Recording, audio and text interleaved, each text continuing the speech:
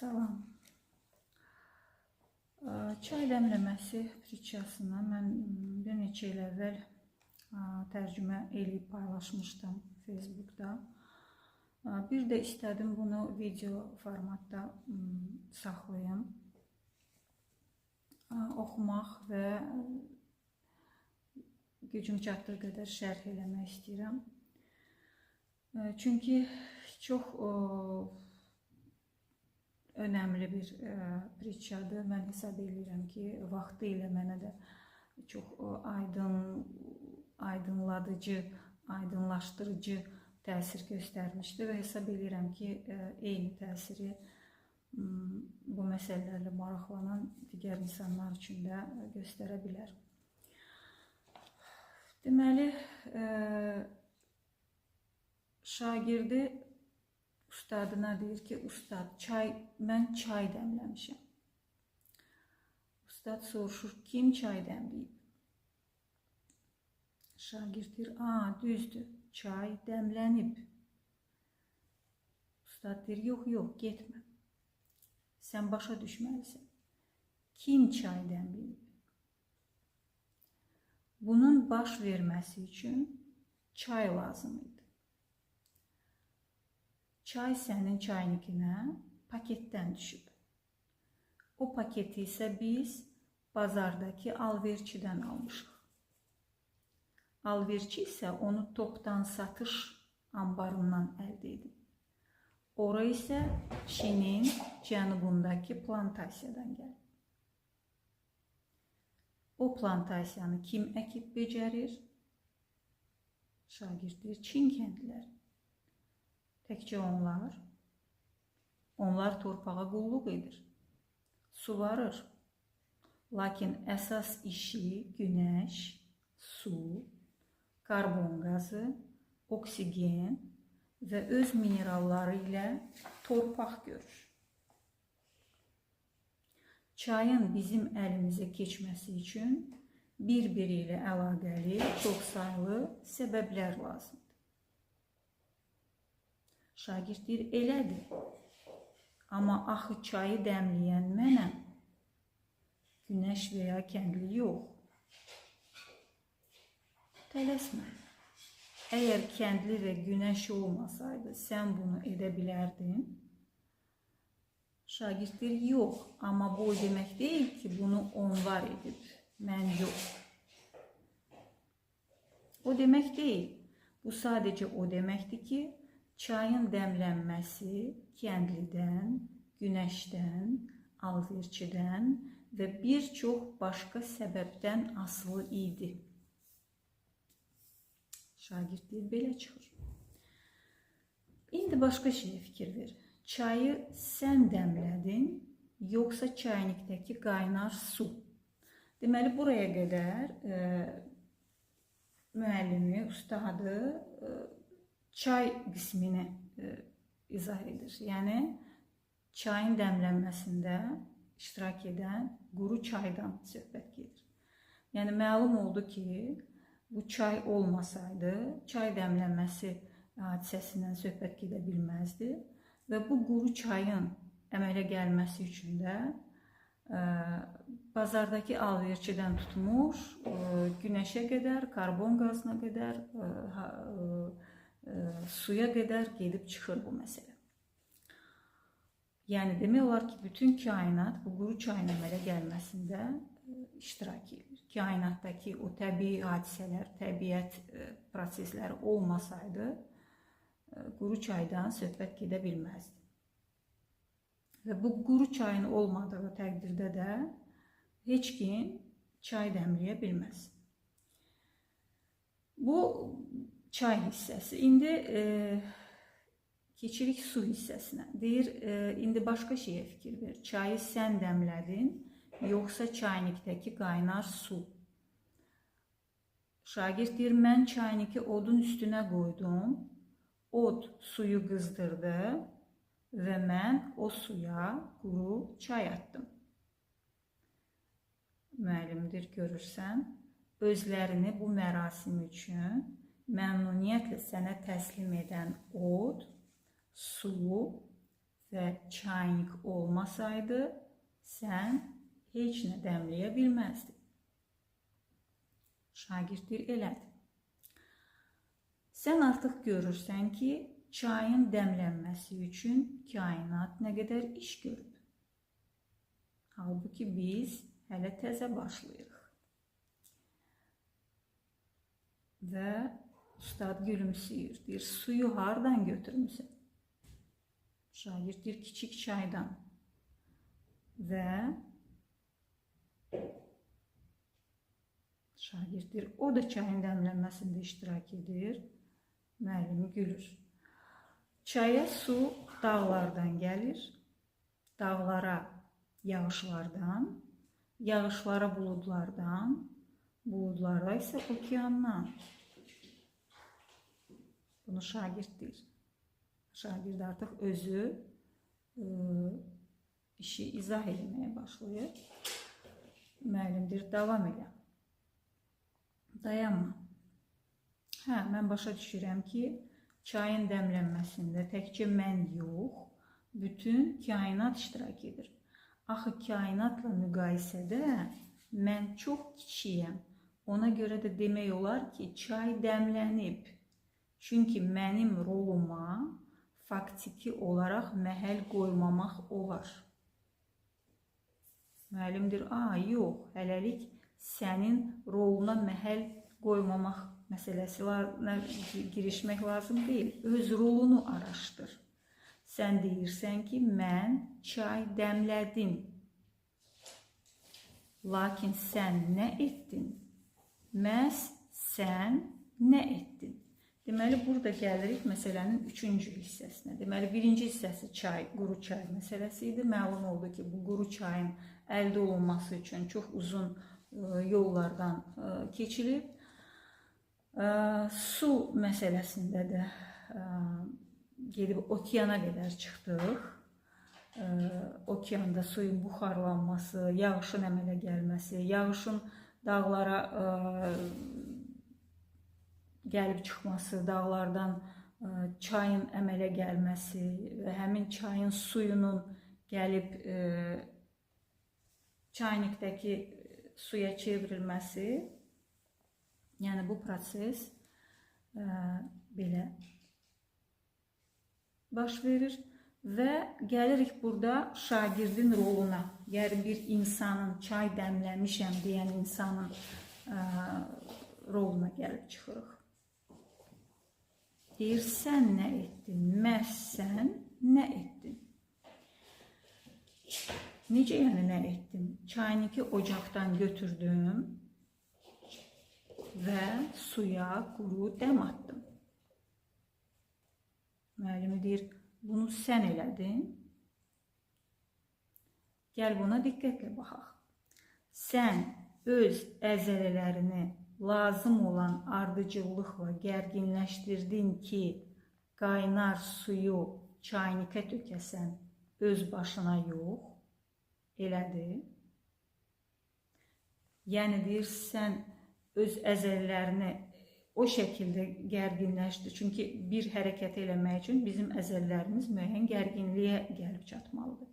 Və deyir, bunu sən o ardıcıllıqla elədin ki, o şəkildə gərginləşdirdin ki, əzəllərini, suyu məhz çaynikə tökəsən, öz başına yox və yaxud başqa bir yerinə yox. Yəni, bunu sən necə elədin, deyir. Sən heç fərqindəsən ümumiyyətlə bu baş verənlərin. Deyir, əlbəttə bunu mən elədim. Maraqlıdır, gülür ustadı. Sən bunu necə elədin? Bilmirəm, mən bunu uşaqlıqdan öyrənmişəm. Əla. Sən, indi buradakı proseslərə diqqət edin. Sən neyronlarla impuls göndərməyi öyrənmişsən. Çünki şagird dedi ki, mən bunu bilmirəm, deyir. Mən bunu necə elədim, amma mən bunu uşaqlıqdan öyrənmişəm. Deyir, sən neyronlarla impuls göndərməyi öyrənmişsən. Sən hər mitoxondriyaya qlükozanın parçalanması və oksidləşməsi vasitəsilə ATF-in bərpası ilə məşğul olması əmrini verərək əzələ hüceyrələrindən enerjini çıxartmağı öyrənmisən. Sən hər hüceyrədə ion və metabotrop kanalları açmısan və bağlamısan. Kali və natrini hər iki tərəfə göndərərək nəfəs almağını, ürəyinin ritmik döyünməyini, eritrositlərin oksigeni həmin qanındakı oksigeni həmin əzələlərə daşımasını təmin etmisən. Bundan başqa sənin bədənində nə qədər şey olur, bütün bunları sən eləyirsən, təzyiqi sən nizamlayırsan, sən özün özünə deyirsən ki, acmısan və ya yuxun gəlir, sən yedim, qoy öz mədəmə göstəriş verim, daha çox insulin ifraz eləsin, hə? Yox. Sən qanındakı şəkərin səviyyəsini dəyişə bilirsən. Deyirsən öz-özünə, deyirsən ki, acmısan və ya yuxun gəlir. Sən qanındakı şəkərin səviyyəsini dəyişə bilirsən. Çünki acmaqla əlaqəli məsələdir bu. Sən deyir, bütün bunları necə çatdırırsan? Mən böyük tikə tort yedim, qoy öz mədəmə göstəriş verim, daha çox insulin ifraz eləsin, hə? Yəni, ustad bu şeyləri sayır və deyir ki, bütün bunları sən necə eləyirsən? Sən ümumiyyətlə heç bu, indi mənim oxuduğum bu anlayışlar, bu terminologiya bizim heç bir anlayışımız olmayan məsələlərdir. Hətta onu da deyim ki, bu məsələlər, bu beyinlə bağlı, bu neyronlarla filan bağlı məsələlər heç elmin özündə, tibbin özündə hələ sonuna qədər aydınlaşdırılmış məsələlər deyil. Beynimizdə nələr baş verir? Bunları elmdə də çox ümumi anlayışlar var, çox ümumi aydınlıqlar var. Xırdalıqlar hələ də bilinmir. Və belə olduğu halda bunu adi adamın ümumiyyətlə burada baş verən proseslərdən heç bir anlayışı yoxdur. Şagirddir ki, bütün bunlar avtomatik baş verir. Hər şey baş verir. Hər şey sadəcə baş verir. Çay dəmlənir. Müəllim deyir bunu. Hə, amma axı mən öz bədənimə göstəriş verdim ki, bunu eləsin. Şagird israrlıdır, dirəşir ki, yəni burada mən nəsə eləmişəm. Yəni mən dedim, o son əmri mən verdim, mən göstəriş verdim öz bədənimə ki, bütün bu neyronlar və s. bütün bunlar baş versin. Yəni bu əmri mən verdim deyir. Deyir, tutaq ki sən verdin. Bəs o göstərişi necə verdin, soruşur müəllimə. Mən qərara gəldim ki, çay dəmliyim və dəmlə stop. Sən özünü bu fikrə necə sövq elədin? Sən özünü bu fikrə necəsə sövq elədin, yoxsa onu özündə gördün? Gəlirik burada ən önəmli məqamlardan birinə. Deməli, bir də qaydaq, təkrarlayaq. Birinci çaydan söhbət getdi, quru çaydan. Məlum oldu ki, o haralardan keçib, əmələ gəlməsi üçün hansı proseslərdən keçib. Sonra suya gəldik. Suyun əmələ gəlməsi üçün nələr baş verib təbiətdə, biz bunu gördük. Və gəldik bilavasitə insanın roluna, çay dəmləyən və ümumiyyətlə hər hansı bir hərəkət edən insanın roluna. Gördük ki, burada bizim fizikamızda, fizionomiyamızda, bədənimizdə, orqanizmimizdə baş verən nə qədər proseslər var ki, biz bunların heç birinin fərqində deyilik. Heç ən kiçik anlayışımız da yoxdur ki, orada nə baş verir. Ən adi elementar acımışam demək üçün belə, acımaq qərarına gəlmək üçün belə. Yəni biz hesab edirik ki, acımaq mənim qərarımdır. Mən acımışam. Mən susamışam. Yəni bunu eləmək üçün də mənim burada rolum var. Və burada da biz gəldik o qənaətə ki, burada o neyronlardan tutmuş insulinə qədər biz heç nə eləmirik əslində. Və ən nəhayət gəldik ki, sən bunu necə elədin? Yəni deyirsən ki, bütün bunlar avtomatik baş verir və deyirsən ki, o son göstərişi mən verdim və deyirsən bu göstərişi necə verdin? Necə səndə bu fikir yaran, yəni bu fikri sən yaratdın, o son o təkanı, fikrin yaranması üçün təkanı sən verdin, yoxsa sən gördün onu özündə, yəni sadəcə sən o fikri hazır şəkildə özündə aşkarladın, özündə gördün. Şagird cümləsinə başlayır ki, mənə fikir gəldi ki, çay stop deyir. O sənə gəldi. Şagird öz dili ilə etiraf edir ki, mənə fikir gəldi.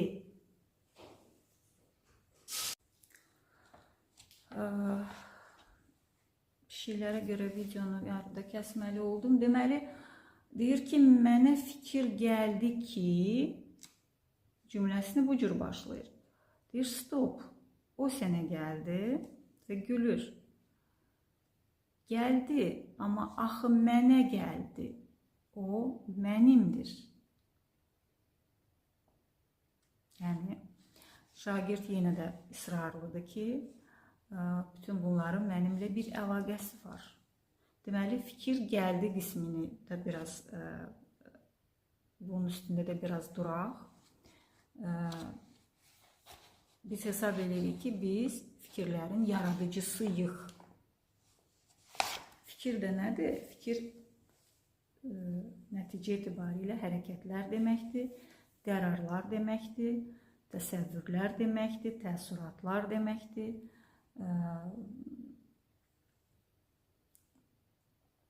İstəklər deməkdir, maraqlar deməkdir, meyillər deməkdir, arzular deməkdir və nəticə etibarilə bizim bütün həyatımız deməkdir fikirlər. Və deyir ki, fikir mənə gəldi. Yəni, eyni ilə bu şəkildə, bu çay dəmləməsi fikri kimi bütün fikirlər bizə gəlir. Biz heç bir fikri yaratmırıq. Biz heç bir istəyimizi, heç bir stəkan su içmək istəyi belə bizim deyil. O gəlir. Bütün fikirlər, ən kiçiyindən ən böyüyünə, bütün qərarlar, bütün ən ağlınıza gələ biləcək ən elementar, primitiv hansısa fikirdən tutmuş, ən belə bəşəri, insani əhəmiyyəti olan ideyalara qədər hamısı bizə gəlir. Biz bunları yaratmırıq. Və deyir ki, gəldi deyir, amma axı o mənimdir. Sənindir. Yəni, sən öz fikirlərinin sahibisən. Onda otur və 48 dəqiqə gözünü qırpmadan bir nöqtəyə bax. Əgər sən öz fikirlərinin sahibisənsə, onlarsa bədənin sahibidirsə, sadəcə otur və bax. Nə oldu? Ayaqların ağrıyır, gözlərin sulanır. Axı sən sahibsən. Əmr verir ki, ağrımasınlar, sulanmasınlar. Saçına əmr elə, başından yerə düşməsin. Daha doğrusu düşsün. Saçına əmr elə, başından yerə düşsün. Özünə əmr elə ki, düşünməyəsən. Özünə əmr elə ki, atmanı görəsən. Yəni, fikir gəlmə qismi ilə əvvəlcə razılaşırlar ki, fikir sənə gəlir, yəni sən bunu yaratmırsan. Sonra deyir ki, fikir axı mənə gəlir, yəni nəticədə yenə də mən bunun sahibiyəm, mən bu fikrin sahibiyəm və o qismini də müəllimi ona aydınlaşdırır ki, sən heç bir fikrin sahibi deyilsən. Əgər sən hər hansı bir fikrin sahibi olsaydın, o fikri özündə saxlamaq kimi bir gücün olardı, bir iqtidarın olardı, belə bir qüdrətin olardı. Amma səndə bu yoxdur. O fikrin gəlmə vaxtı olduğu kimi getmə vaxtı da var və bunların heç birini sən kontrol etmirsən. Deyir, özünə əmr elə ki, düşünməyəsən. Əgər sən fikirlərin sahibisənsə, özünə əmr elə ki, düşünməyəsən. Yəni bu meditasiya edən adamlar, bununla tanış olan adamlar bilirlər ki, hansısa bir fikrin gəlib getməsi onların kontrolunda olan bir şey deyil. Fikirlər gəlir və gedir. Sən nə qədər öz ağlını boş saxlamağa çalışsan da, fikirlər gəlir. Hara getsən də. Ən belə sosial baxımdan, ünsiyyət baxımından ən tənha bir mövqeyi də seçsən, ən uzaq cəmiyyətdən təcrid olunmuş bir şəkildə də oturub fikirlərini, daha doğrusu özünü izləməyə çalışsan, görəcəksən ki, hər yerdə, hər bir şəraitdə, hər bir şərtdə fikirlər gəlir. Yəni, biz fikirlərin də sahibi deyilik. Yəni, həm yaradıcısı deyilik, həm də sahibi deyilik. Yəni, onları biz tutub saxlaya da bilmərik, nə də onları göndərə də bilmərik. Yəni, onlar gəlir və gedir. Onlar tamamilə bizim ixtiyarımızın, iradəmizin xaricindədir. Və nəhayət şagirdi belə bir sual verir. Yəni, mən heç çay da dəmləyə bilmərəm. Müəllimi deyir ki, hətta Brahma da çay dəmləyə bilməz. Əgər çay məsələsi aydındırsa, bu şəkildə bütün hərəkətlərinə bax. Bütün bunları edən kimsə var. Anladım. Hadisələr baş verir, işlər görülür. Gülür, müəllimi gülür. İndi get meditasiya ilə və düşünmə ki, bunu sən edirsən. Kim meditasiya edir? Və bu cümlə ilə də bu pritça başa çatır. Bütün bunları anlayandan sonra insanın bütün həyat anlayışı dəyişir. Bütün həyata baxışı dəyişir.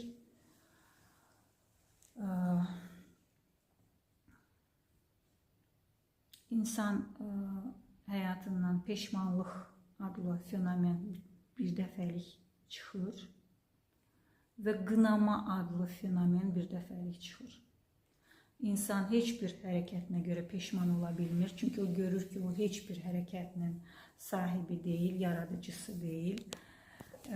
Və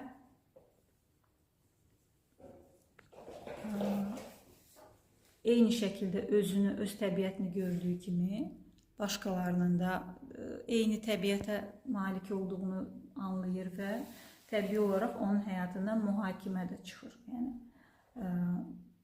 qınama çıxır. O heç kimi, heç bir hərəkətinə görə qınamır və mühakimə etmir. Bu, bizi məsuliyyətdən azad etmir. Çünki biz insan cəmiyyətində yaşayırıq. Bir-birimizə həyatımızı asanlaşdırmaq üçün bir-birimizlə bağlı məsuliyyət hisslərimiz olmalıdır. Bir-birimizin haqlarını qorumalıyıq, həyatlarını qorumalıyıq. Buna görə də məsuliyyət hissi qalır. Yəni, mən fəlsəfi olaraq məsələnin fəlsəfəsini anlayıram ki, burada tutaq ki, hansısa bir pis hərəkət edirəm, pis dediyim, yəni insanlara zərər vura biləcək bir hərəkət edirəm. Mən bu məsələnin fəlsəfəsini artıq bilirəm. Bu məni o ağır peşmanlıq duyğusundan və günah duyğusundan azad edir. Məni keçmişə yapışıb qalmaqdan azad edir. Məni daxilən yüngülləşdirir. Mən daha praktiki işlər görürəm. Nəinki hansı fikirlərə ilişib qalıram. Yəni, mən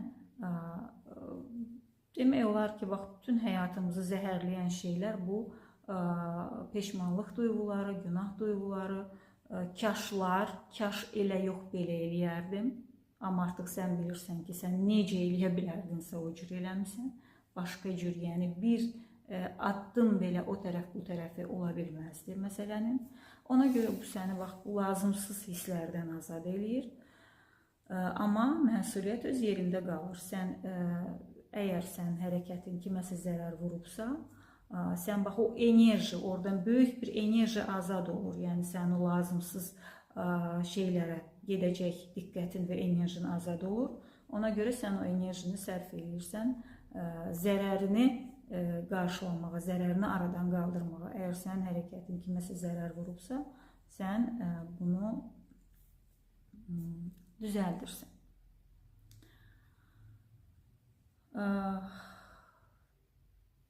Və eyni şəkildə başqalarını da mühakimə eləmək başa çatır. Heç vaxt heç kim mühakimə edə bilmirsən. Çünki bilirsən ki, çox yaxşı, çox aydın bilirsən ki, kim nə edə bilərdisə onu da edib. Yəni, daha doğrusu bunu onlar etməyib. Biz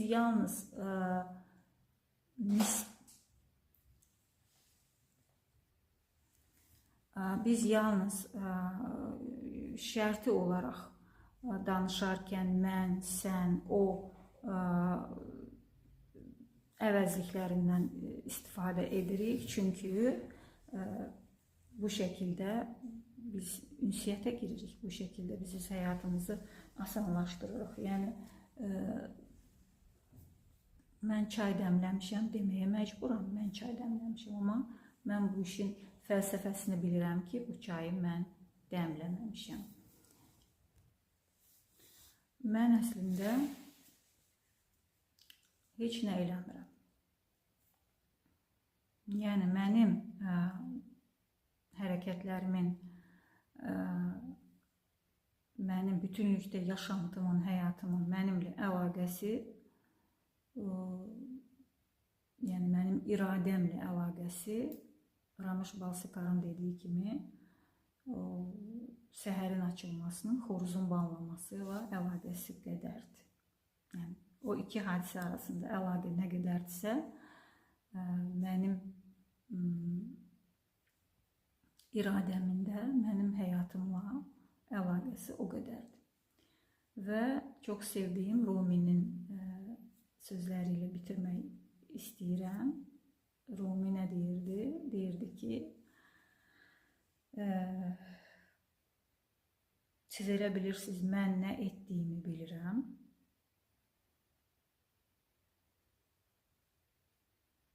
Mən nəinki heç yarım nəfəsdə belə özümə aid deyiləm. Nəinki heç yarım nəfəsdə belə özümə aid deyiləm. Mən bunu bir qələmin nə yazdığını bildiyi qədər bilirəm. Və ya bir topun hara deyirlənəcəyini bildiyim qədər. Bax, bu sözü anlasanız, bu üç cümləni, nəinki heç yarım nəfəsdə belə özümə aid deyiləm, mən bunu bir qələmin nə yazdığını bildiyi qədər bilirəm və yaxud bir topun hara deyirlənəcəyini bildiyi qədər.